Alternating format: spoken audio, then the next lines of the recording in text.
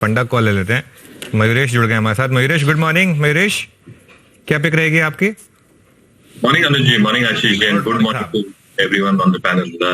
तो मुझे लगता है आई थिंक फार्मास्यूटिकल्स एक रिलेटिवली सेफ बेट हो सकती है। फार्मास्यूटिकल्स एक जो मोमेंटम कॉल हमने पिक किया मार्केट्समिथ इंडिया में, वो है टोरेंट फार्मा। नतीजे ठीक ठाक रहे हैं ये तिमाही के। India business has grown at a very good pace. इनका जो ब्रांडेड जेनेरिक्स एक्सपोर्ट मार्केट है ब्राजील और जर्मनी का, इसमें भी अच्छी खासी ग्रोथ देखी गई है।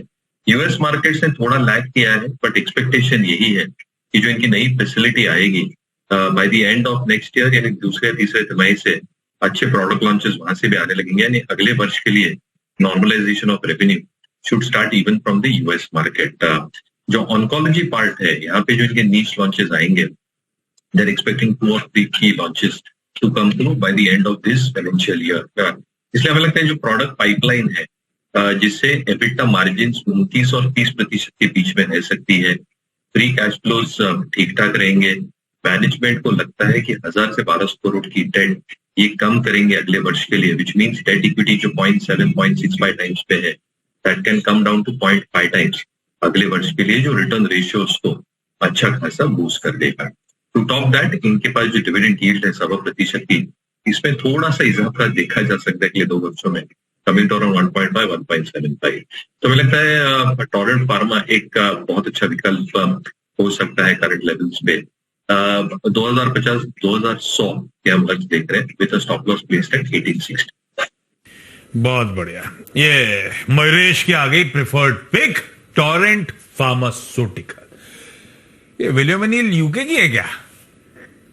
बिल्कुल है सर। यूके की है जी। अच्छा, क्रिकेट नहीं खेल पा रहे आजकल आपके लोग?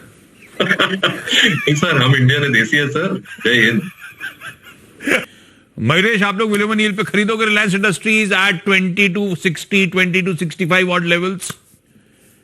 नहीं, जैसे नीरज जी ने कहा, आशीष जी, नतीजे बहुत शानदार थे। इनफैक्ट एक फॉलिंग डिमांड एनवायरनमेंट में इनका जो O2C कारोबार है और जो फॉलिंग पॉलीमर प्राइसेस हमने देखे थे, उसमें भी आई थिंक इनके जो पेटकेम बिजनेस ने ठीक ठाक प्रदर्शन किया है, इनफैक्ट लाजवाब प्रदर्शन किया है, ये सराहनीय है। Reliance retail, I think that has exceeded all expectation. और ये क्वार्टर में जहाँ पे फेस्टिव सीजन भी नहीं था, फेस्टिव सीजन ये तिमाही में आने वाला है जहाँ पे मतलब ये होता है कि मार्जिन और रेवेन्यू ग्रोथ और भी अच्छी होगी।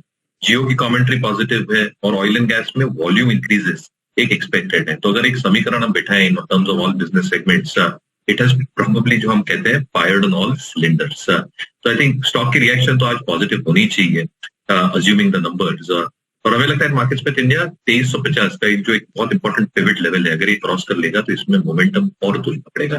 तो yes, I think we believe that the story has long way to go, हम पॉजिटिव रहेंगे स्टॉक।